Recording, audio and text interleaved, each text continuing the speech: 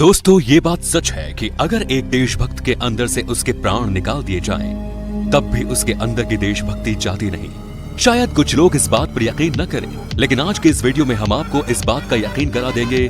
इसीलिए आपसे गुजारिश है कि इस वीडियो को अंत तक जरूर देखें। आज की ये वीडियो इसलिए स्पेशल है क्योंकि आज हम आपको एक ऐसे भारतीय सैनिक के बारे में बताने जा रहे हैं जो खुद तो मर गया, लेकिन सरहद पे उसकी आत्मा आज भी पहरा देती है। वैसे तो इस सैनिक की मृत्यु 1968 में ही हो गई थी, लेकिन ये आज भी इस सैनिक की आत्मा जो कि देशभक्ति से भरी हुई है, वो भारत और चीन बॉर्डर पर पहरा देती है। और तो और भारत और चीन के बीच होने वाली मीटिंग्स में भी इस सैनिक के बैठने के लिए खाली कुर्सी रखी जाती है। शायद ये बातें सुनकर आप में से कई लोग हमें पागल और सरफिरा समझ रहे होंगे, लेकिन इस वीडियो के आखिर में आपके रोंगटे खड़े हो जाएंगे और विश्वास करने लगेंगे कि हाँ, सच में कोई सैनिक है जो मर के भी जिंदा है। तो चलिए बिना देरी के शुरू करते हैं उस जांबाज सैनिक की कहानी को।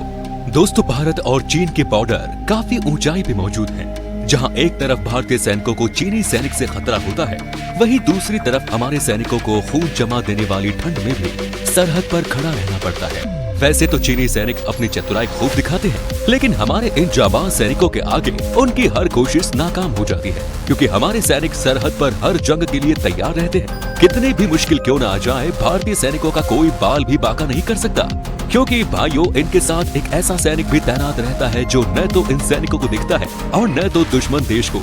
जी हाँ, आपके स्क्रीन पर जिस शख्स को आप देख रहे हैं, ये और कोई नहीं बल्कि इंडियन आर्मी का जाबाज सैनिक बाबा हरभजन सिंह है, जो दस्तावेजों के हिसाब से तो 1968 में ही मर गया, लेकिन ये सैनिक इतना सच्चा देशभक्त था कि इसकी आत्मा आज भी सरहद पर पहरा देती है और हमारे सैनिकों पर आने वाली मुसीबतों का पहले से ही संकेत कर देती है। चलिए पहले हम आपको हरभजन सिंह की मृत्यु से पहले की थोड़ी सी दास्तान बताते हैं। दोस्तों, हरभजन सिंह का जन्म 30 अगस्त 1946 में हुआ। वैसे तो ये ड्यूटी इंडियन आर्मी के लिए करते थे, लेकिन हरभजन सिंह का जन्म पाकिस्तान के सरदाना गांव में हुआ। लेकिन भारत और पाकिस्तान के बंटवारे में हरभजन सिंह भी अपने परिवार के साथ हिंदुस्तान में आ गए।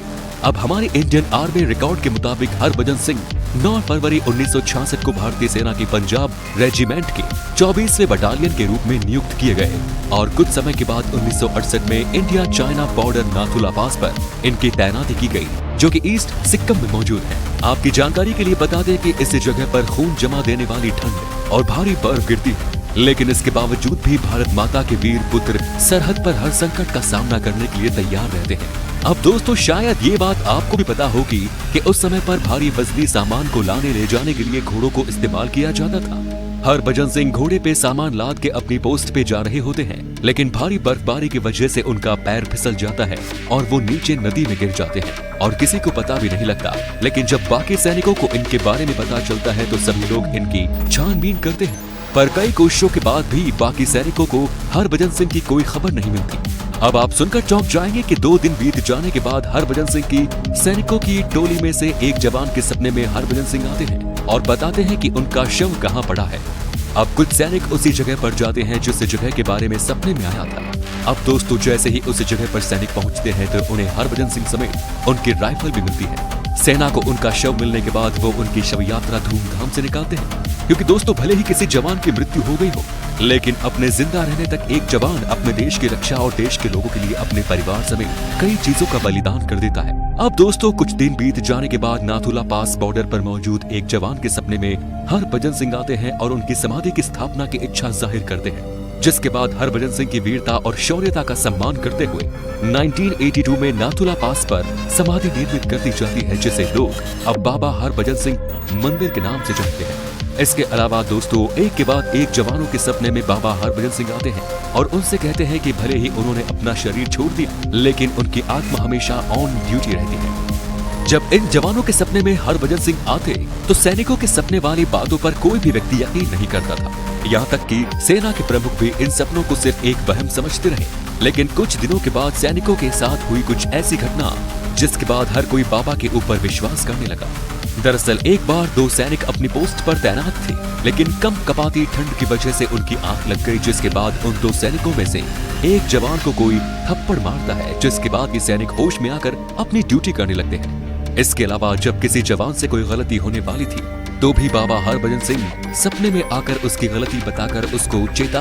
अब इन सब घटनाओं के घटित होने के बाद सभी सैनिक और सेना के प्रमुख बाबा पर विश्वास करने लगे और तो और सेना के प्रमुख ने ये भी बताया कि इन सपनों के बाद से हमारे जवानों का मनोबल भी काफी बढ़ गया था, क्योंकि सैनिक यही सोचते थे कि जब कोई जवान मरने के बाद भी अपनी ड्यूटी कर रहा है तो हम भी अपने देश के लिए, लोगों के लिए हर मुश्किल घड़ी के लिए खुद को तैयार करेंगे। सैनिकों को ये विश्वास हो गया था कि उनके बीच एक ऐसा इंसान भी मौजूद है जो हमें दिखता तो नहीं, लेकिन हमारे लिए हमेशा सरहद पर तैनात रहता है।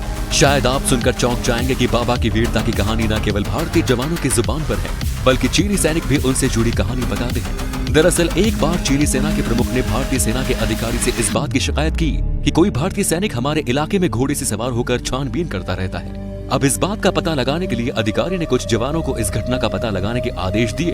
अब दोस्तों, जब सैनिकों को चाइना बॉर्डर के पास घोड़े के पैर के निशान मिलते हैं तो वो हैरान हो जाते हैं और अपने प्रमुख को भी इस बात की सूचना देते हैं। अब इतनी तहकीकात करने के बाद ये मान लिया गया कि बाबा हरभजन सिंह की आत्मा हम सब के बीच है, इसलिए जांबाज हरभजन सिंह को लोग बाबा हरभजन सिंह कहकर बुलाने लगे। इसके अलावा जवानों ने नाथुला में मौजूद खाली बंकर में उनका मंदिर बना दिया और उस बंकर में उनके कपड़े, उनके जूतों के साथ ही सभी जरूरत की चीजों को रख दिया। उसी दिन के बाद से सेना ने बाबा हरभजन सिंह को प्रमुख जवान होने का दर्जा दिया।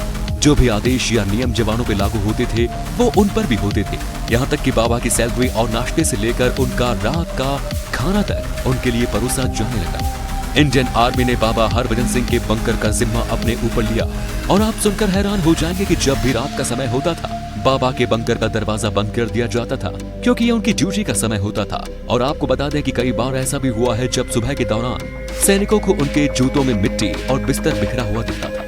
दोस्तों, इन्हीं सब बातों की वजह से हमें भी इन बातों पर विश्वास करना चाहिए कि सच में कोई ऐसा भारत का वीर था जो अपने देश के लिए मरने के बाद भी अपनी ड्यूटी करता था, ताकि हम और आप अपने घरों में सुरक्षित रह सके।